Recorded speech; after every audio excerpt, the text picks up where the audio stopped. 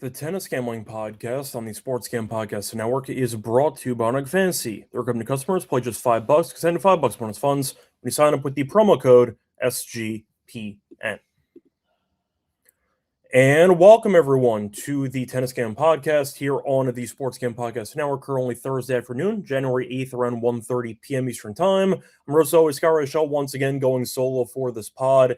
Time to get into the quarterfinal matches in Brisbane and in Hong Kong. And break down those 8 matches in a few minutes. Before we get into the actual breakdown of those matches and the recap of what happened for the last episode, a reminder, support the show by liking and subscribing on YouTube. And a reminder, you can also find the podcast on Spotify or Apple audio format only. That's fine too. But once again, SGPN Tennis Game Podcast on YouTube and SGPN Tennis Game Podcast on Spotify or Apple. When you check them out on either actual platform, leave a rating and a review on Spotify or Apple, and like, subscribe to help the YouTube channel grow.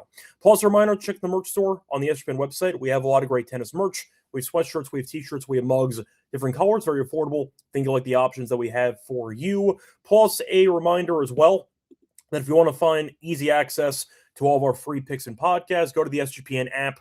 Free to download in the App Store. So once again, completely free. Just type in SGPN in the App Store to get access to all of our free picks and podcasts for the entire network. So moving on to the recap of what happened last episode. For the lock and dog, we crushed it. A nice sweep for us. For the lock, we Kovacevic money line at -152. Never in doubt, Kyrgios is totally washed. He can't move, and Kovacevic buried him. I believe he did not face a break point in the entire match.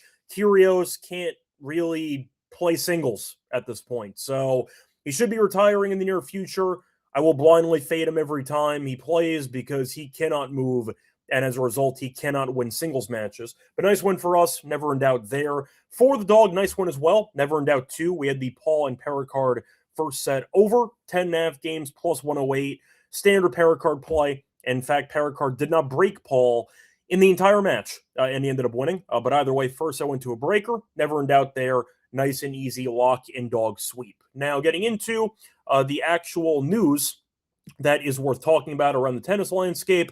Djokovic was supposed to be playing in Adelaide in Aussie Open tune-up tournament. He withdrew, said physically he's not ready to actually compete yet. Doesn't mean anything, not really. Djokovic, at the end of the day, we know is only concerned about Grand Slams, and you have to expect him to do whatever he can to make sure that he's healthy for the Aussie Open. But Joker's been, I'd say, going into majors recently cold turkey, and it's been working out pretty well for him. So not going to read too much into it, but according to him, he's not fully ready to compete yet. So we'll see how he looks in a couple weeks for the Aussie Open. But for Adelaide, he will not be there. So once again, something to keep in mind. Was a bit surprised. He initially scheduled to be playing in Adelaide, and it turns out it was short-lived because he decided that he wasn't ready, and as a result, he's going to take the extra couple of weeks off. Anyway, moving on to the recap of what happened in the round of 16, starting off in Brisbane. So Medvedev's looked great. Beat Tiafoe handily in the round of 16. You saw Opelka lose to Majcik in 3.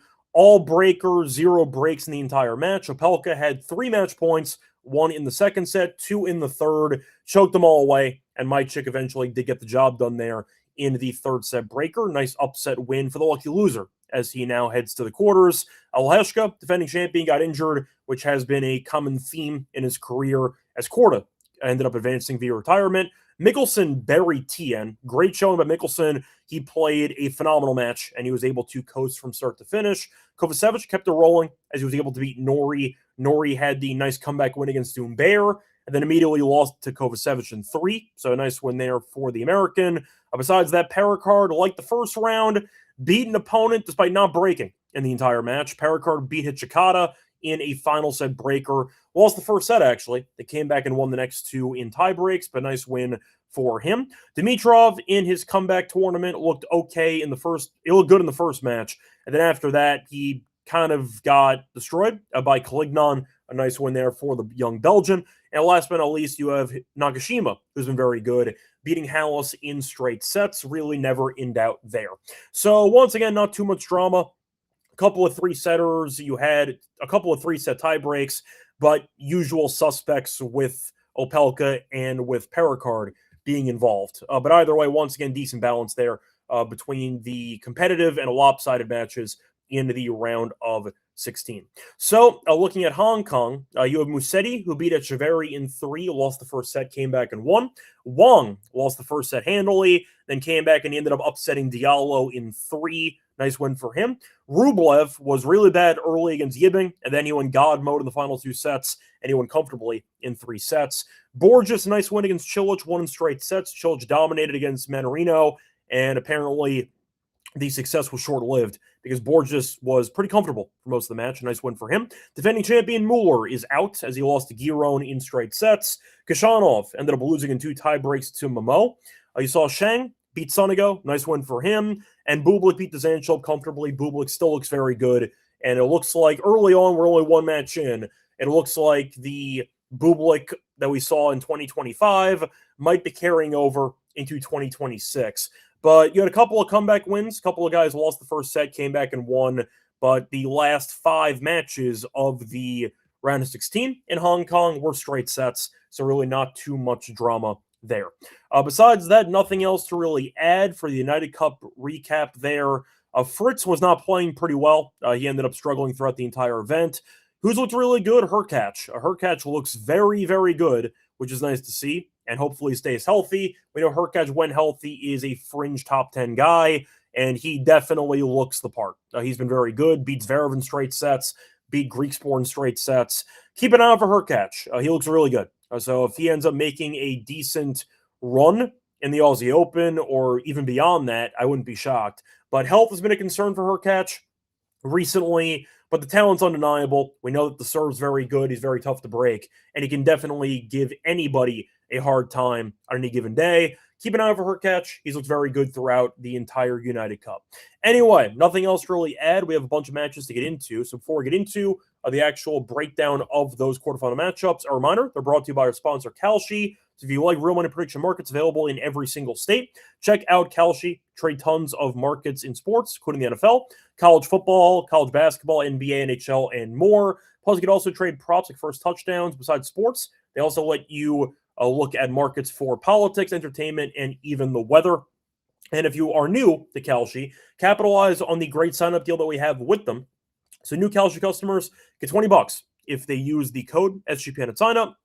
That's Kalshi, K-A-L-S-H-I, promo code SGPN for a free $20 at sign-up. We're also brought to you by Underdog Fantasy. If you like pick 'em entries, chance to win 5,000 times your entry, pick higher or lower on different player stats, including tennis, so keep an eye out for that too. Underdog has you covered for the holiday season, though, with Underdog Unwrapped. Unwrapped tons of promos all throughout the holidays, and a reminder that they have a brand new offer for new customers. Play just $5, $75 bonus funds when you sign up with the promo code SGPN. Welcome back, everyone, to the Tennis Game Podcast. Finished going through the recap of the round of 16. Time to go on into the preview of the quarterfinal matches. So starting off in Brisbane, we're going to start off with Kovacevic taking on Perricard. Perricard's a favorite, about minus 160. You have Kovacevic at around plus 130 for the spread, minus 1.5 for Perricard, and the plus 1.5 for Kovacevic is a bit juiced at minus 125, but he's still the dog. And the over-under is between 25.5 games and 26.5 games. Now, Kovacevic has been very good in the event, beat Norrie, and he only got broken 1 time in 3 sets. And we know that Norrie, once again, is a good returner. Kovacevic, though, had 21 aces in that match, so he's serving pretty well. Perricard, we know, serves bombs. I believe he had 29 aces against Hijikata.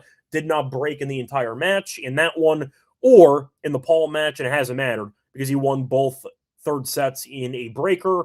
The point is, though, the question is, do I think Perricard should be minus 160?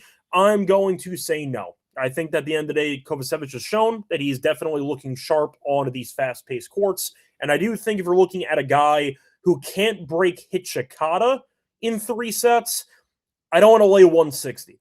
I think Kovacevic, who made 2 separate ATP finals last year on hard court, is dangerous. I think he can win, and I do think he has a decent blend of serving and rallying. And we know that, once again, Perricard can't rally to save his life. I see a close match. Do I think Perricard is going to lose? I'm going to say yes. If he wins, would I be shocked? Of course not. I mean, the guy's an absolute serve bot, but I think for the value alone, minus 160 just does not feel like a fair price for a guy that cannot break serve. And Kovacevic had 21 aces against Norrie. So if you're looking at what could be a break fest, I do think Kovacevic is alive to win. I think plus 130 is a good price. Give me the American in the first match for Brisbane. Moving on to the next match, you have Collignon taking on Nakashima. Nakashima is minus 155. Collignon is plus 125 for the spread. A minus 1.5 for Nakashima, plus 1.5 for Collignon, and the over-under is at 23.5. Now, for the actual matchup, both players look really good so far in the event. So starting off with the actual path here for Collignon, you have Nakashima, who beat him in Hamburg last year, but that was in a retirement, so it really doesn't count. Faced off an indoor hard court in 2024, and Nakashima did beat him in straight sets. Now, for the path so far, Collignon was able to beat Shapo in straight sets and Dimitrov in straight sets. Nakashima was able to beat Fokina and Hallis in straight sets. So both guys look good. For reference, by the way, it was 6-5 in the meeting last year before Collignon quit. That was also on clay. On hardcore in the face-off in 2024, Nakashima buried him 6-3, 6-2. Now, Collignon, we saw have a great run to end last year. He's mostly been a challenger player. Now he's finally making the, I'd say, leap that he was, I'd say, primed to show. And now he's looking pretty sharp here on the ATP Tour. But Nakashima, we know, is a great server. He looks pretty good in terms of the return game so far in this event. Will it be easy? I'm going to say no. I think it will be somewhat close. But I think Nakashima has looked objectively better up to this point. So I do think that even though Collignon was able to beat Shapo, who we know can be a head case, and Dimitrov, who has not been healthy for a while, I think Nakashima's win against Fokina is impressive, and I do think that his win in the last match against Hallis. I know Hallis isn't the best of players, but he still dominated. You kind of figure with Hallis being a pretty decent server and Nakashima not being a great returner, he might get a breaker in there, maybe one long set. That did not happen. Nakashima looked great, ended up only losing 6 games the entire match. So I like how Nakashima's played, think he's the better server. It might go 3, it wouldn't shock me, but I do think Nakashima team total is how I'd approach this one at 12.5. It's a bit juicy, but I do understand it. I think Nakashima will probably get to 7-6 or 7-5 in there. Maybe it goes 3, but I think the team total over for Nakashima is the way I would go about it. Moving on, by the way, I see a great one disagreeing about Collignon beating Nakashima. He's definitely live. Like, I do think at the end of the day, a Collignon can find an upset. I'm not going to definitely write that off, but I do think Nakashima right now is in slightly better form.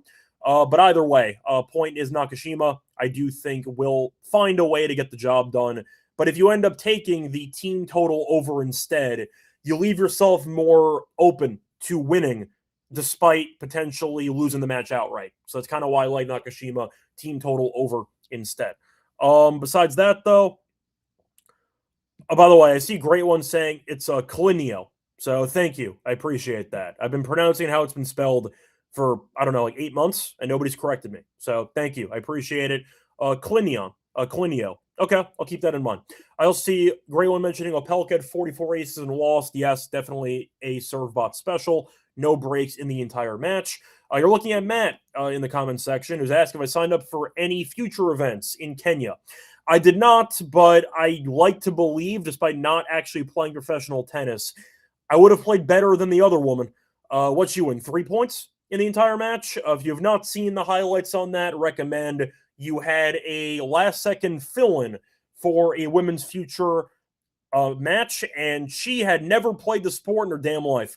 And it was as bad and funny as you might think. So if you are interested in seeing that, look it up. But once again, there was a last-second fill-in who had no clue how to play tennis, and she lost 6-0, 6-0. Very funny. Couple of clips there on the internet. Recommend checking it out. I see Sashi's saying that it's pronounced a Collignon. So I'm seeing a couple of different pronunciations here. Collignon. Okay, so I'll look it up after the show. But either way, point is, I know it's not really pronounced Collignon, but I'm pronouncing how it's spelled the entire time. I just feel like it's easier that way. But once again, I'll look into how to spell it properly or how to pronounce it properly for the next episode. Anyway, moving on to the next match here. Next one on the card is going to be Korda taking on Mickelson. in an American face-off here, you have Korda minus 200. Mickelson is plus 163. For the spread, minus 2.5 for Korda, plus 2.5 for Mickelson, and the over-under is around 22.5.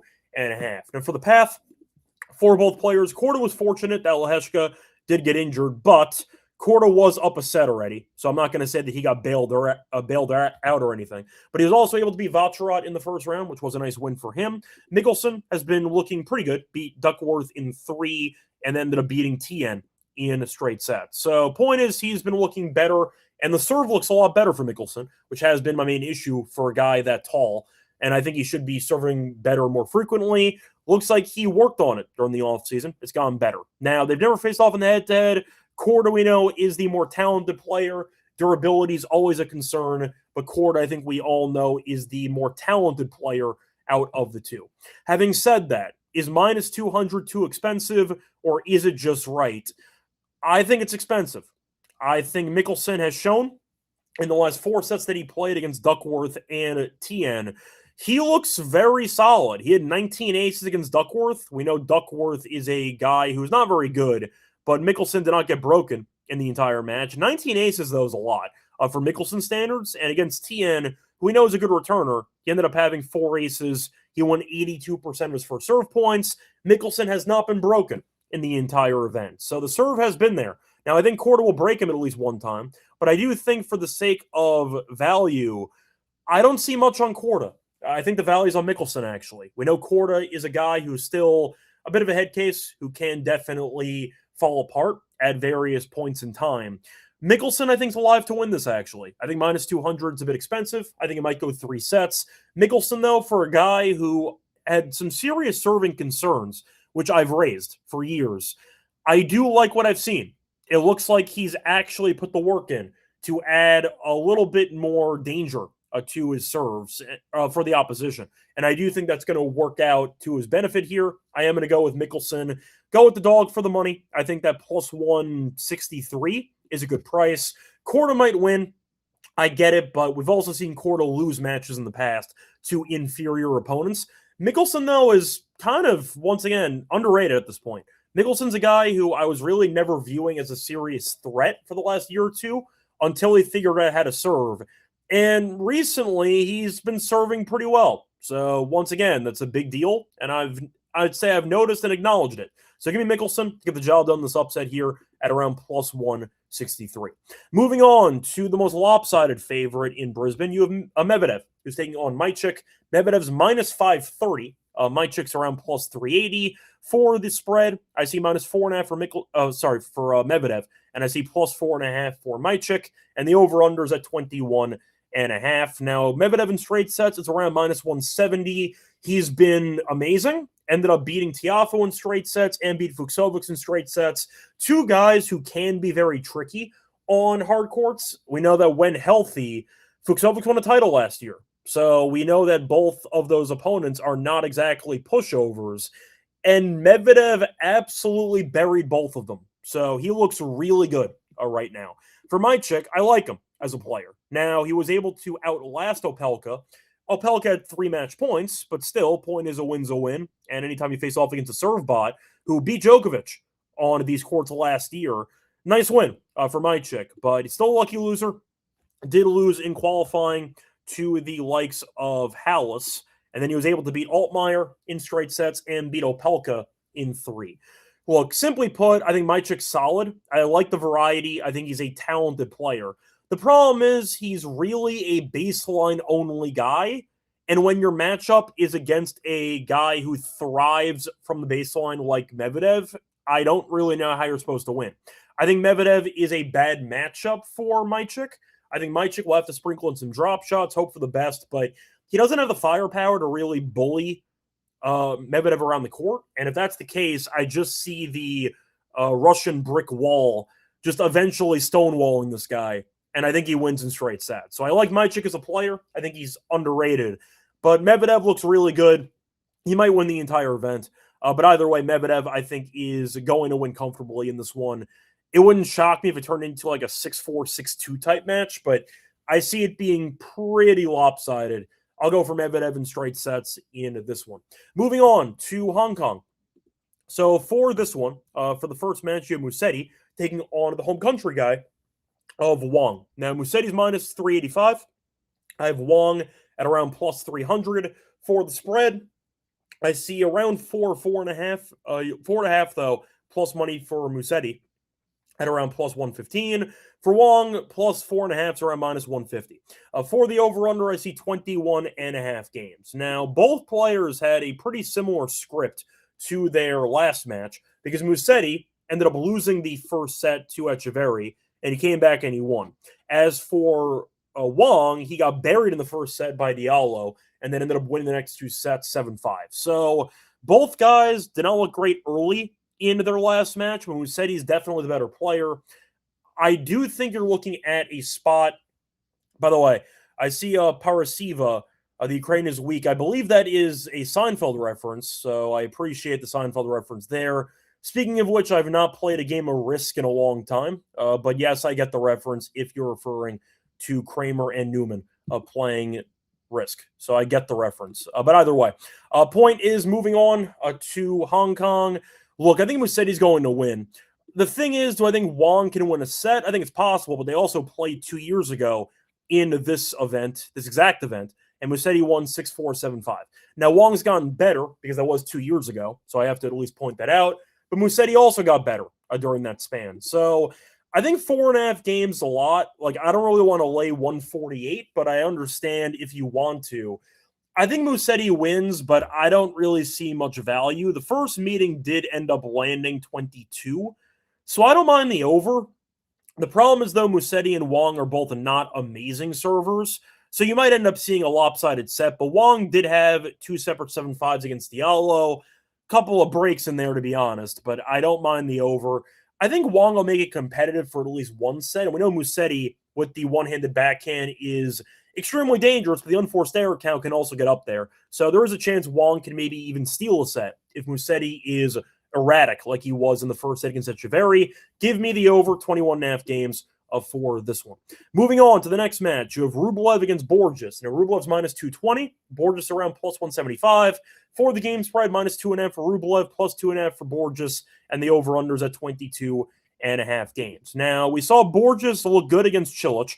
Rublev had a really bad first set against Yibing, and then he flipped the script and remembered that he was a former champion at this event, and he rolled as he ended up really just destroying Yibing. He went God mode. I mean, Yibing wasn't playing badly, but Rublev lost 3 games in the last 2 sets combined. It was very impressive. But either way, Rublev is 2-0 lifetime against Borges, 4-0 in sets. So they faced off last year in Doha. Rublev won in straight sets. Faced off in Basel in 2024. Rublev won in straight sets. Borges has only forced 1 break point ever against Rublev. So the return game has not been very good for Borges against Rublev, but we'll see if that changes here on Friday. Borges, though, beat Cilic and beat the Zoomer in straight sets, so he's looking pretty good so far in the event. Having said that, Rublev, I think, found something in those last 2 sets against Yibing, and we know that Borges is an okay player. I think he's, for lack of a better word, steady. I don't think he's amazing. I don't think he's bad. I'm kind of neutral towards him, but I do think Rublev, with the firepower that he possesses, assuming that he doesn't have a mental breakdown, which is always a big if, but I do think he's the better player by a decent margin. I do think that his power is going to really help push Borges around the court, and I do think that Rublev should find himself in a good position to win in straight sets. But I'll go for the spread. Give me the minus 2.5 here, minus 130. I think Borges, at the end of the day, is not a great server. He's fine, but I think Rublev will find a break in, I'll say, both sets, and I think he wins in straight sets. But I'll go for Rublev in this one, minus the 2.5. Moving on to the next match, which could be the match of the round. You have Shang taking on Bublik.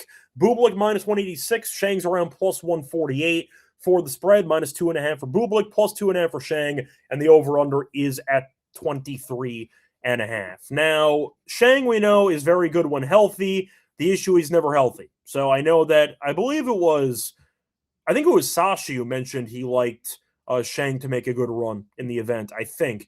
And I like Shang, but he's never healthy, so I couldn't really trust him. But I will point out, Shang's been quite good in the head-to-head against Bublik. He's currently 2-1.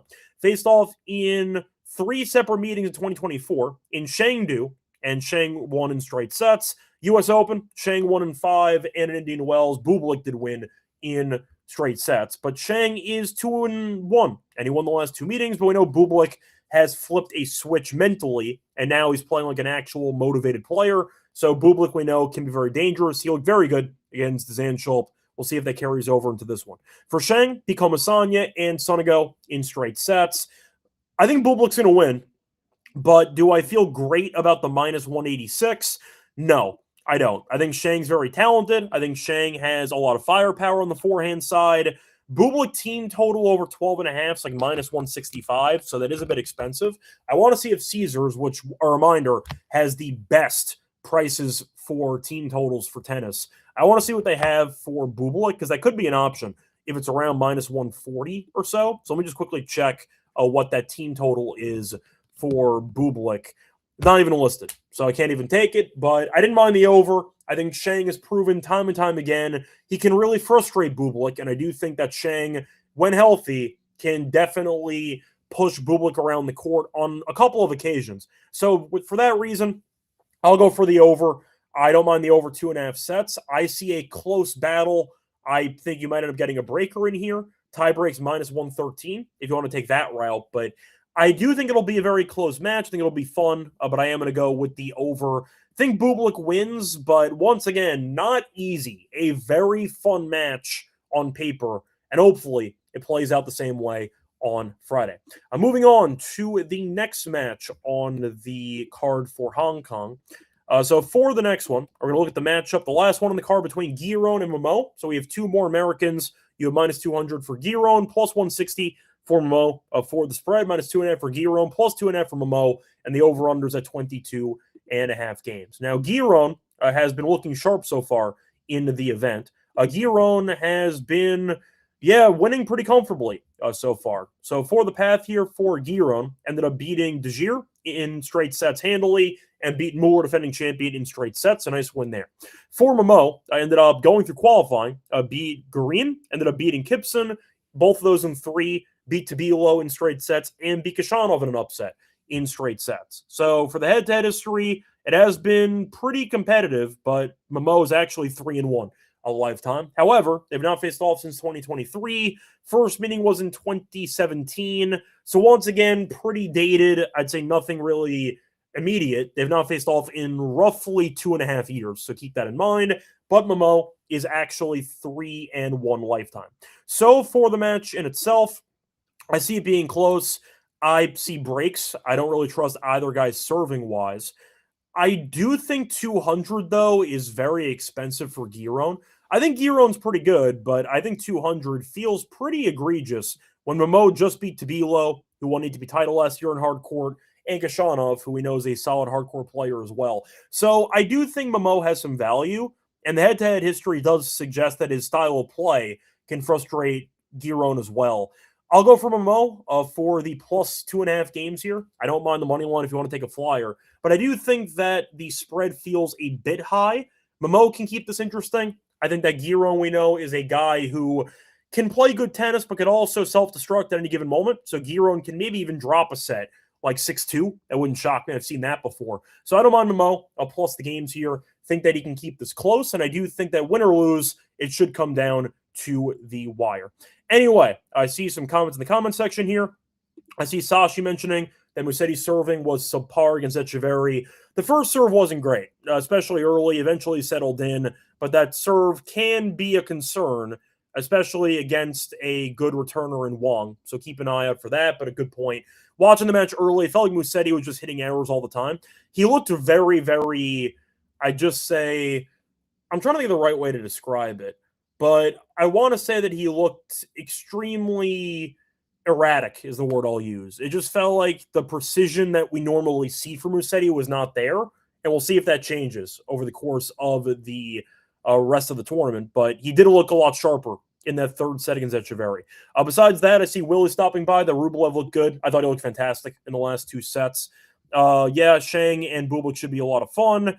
Willie's saying you can never trust Giron because he can quit any moment. Yeah, I agree. That's exactly what I just said.